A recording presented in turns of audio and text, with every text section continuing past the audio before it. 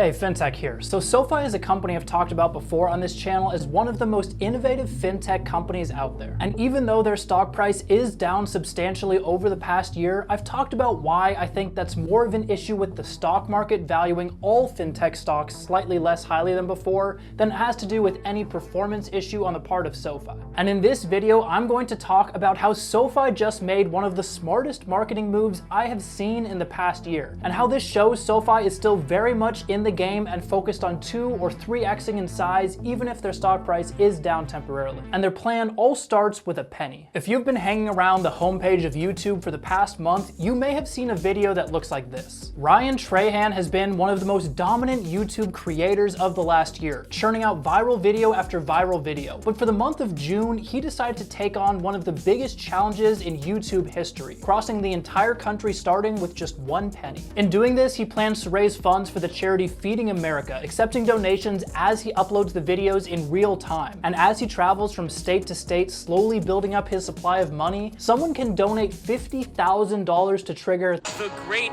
Reset.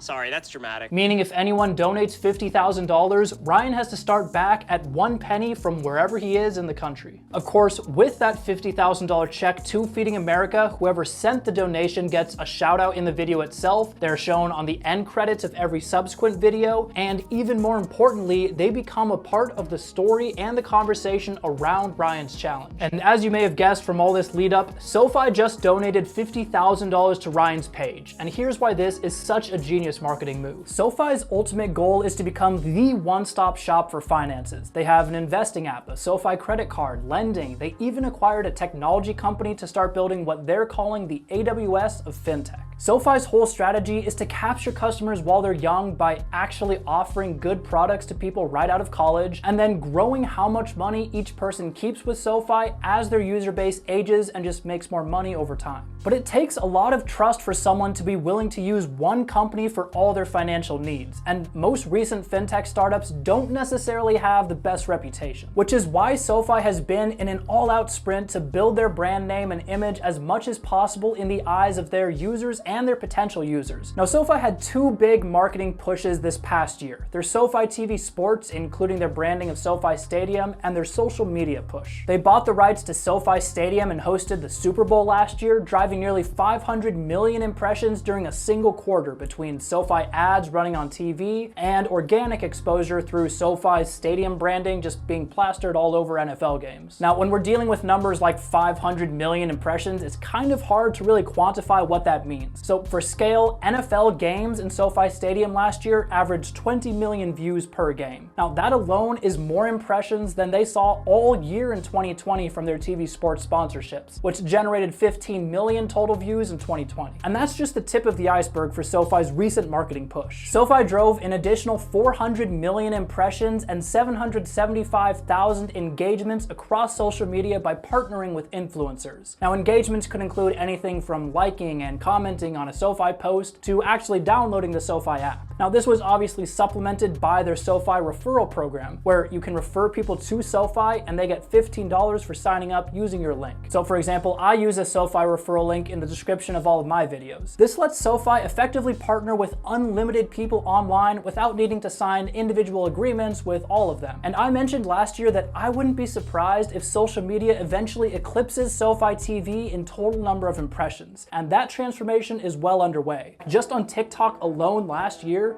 their SoFi Money Moves campaign saw 8 billion views and more than 1 million uses of their branded hashtag. Remember, that's 16 times more views on TikTok than they had on impressions from their entire SoFi sports sponsorships. Honestly, if you just go to SoFi's leadership page on their website, on the page right after listing CEO Anthony Noto and their chief financial officer, they show Lauren Stafford Webb, their chief marketing officer. While other companies might list a chief technology officer or a chief operating officer, SoFi has marketing, which just shows their level of commitment here. So that sets the stage for how SoFi's marketing looked going into 2022, when a lot of people started losing faith in the company and selling the stock amid a decrease in valuations of similar types of companies. And many may argue that SoFi shouldn't be donating $50,000 when the company is losing value day after day. But here's why I think SoFi donating $50,000 to Ryan Trahan's charity donating was such a good move. Ryan Trahan's recent videos are striking an undeniable chord with viewers, with his view and subscriber growth hitting levels that I haven't seen since the rise of Mr. Beast, who ended up becoming the biggest creator on the platform. So far, his Penny Across America series has averaged around 6 million views per video, with some of his videos getting substantially more than that. And during his previous videos, he's been receiving multiple big donations, mostly from other big YouTubers. In total, he has received 7 separate $50,000 donations that triggered the Great Reset, each of which gets a shout out in the video and tons of attention in the comments section, since it literally affects the story of the video and what Ryan needs to do next to make money. But every single one of those previous donations has come from another YouTuber until now. Here's why that's important. For a regularly sponsored video, many creators calculate how much they will charge a sponsor for the video based on CPM, or cost per 1,000 views.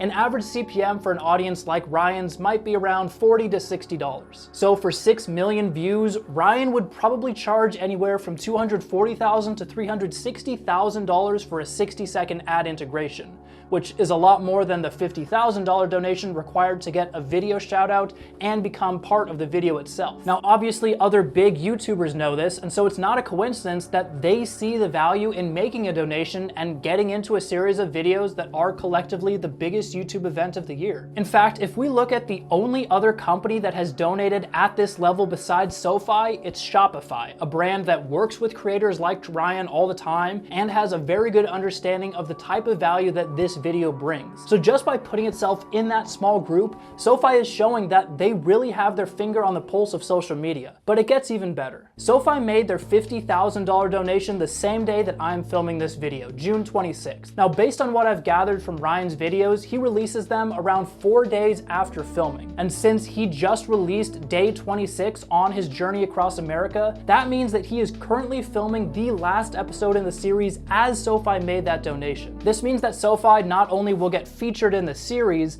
they effectively bought themselves a spot in the grand finale, which, to be honest, is going to get a lot more than the average 6 million views that Ryan's seen so far. If it gets, say, a similar number of views as the first video in his Penny Across America series, that would be 14 million views on the video that SoFi is in, which would be a value between $560,000 and $840,000 in sponsorship dollars. Now, yes, SoFi doesn't get Ryan to read out their talking points or shout out their product directly, so it's not exactly the same as a sponsorship, but I guarantee there are a lot of people who haven't heard of SoFi who will at least type it into Google and see what it is. And since SoFi has already spent the time to set up their other types of marketing, like their offer to get $15 when you sign up using someone's referral link, that will doubtlessly grow their customer base. Plus, there's just the goodwill that viewers have from seeing a company like SoFi donating to a charity like Feeding America. That seems like the kind of thing a trustworthy brand would do. Maybe even a brand that I would trust with my financial info. And then lastly, there's SoFi's financial services productivity loop, where SoFi is starting to make more and more of its money by cross-selling existing customers onto more and more products rather than just having one product per customer. In fact, SoFi claims they have hit an inflection point in their most recent quarterly earnings, essentially saying that each new customer they capture from things like social media advertising is way more valuable than it was before. It's almost like Apple with their walled garden of technologies. Once you get a customer into your ecosystem of products, they will become a customer for life. And if you haven't watched Ryan's series, go check it out and maybe consider donating.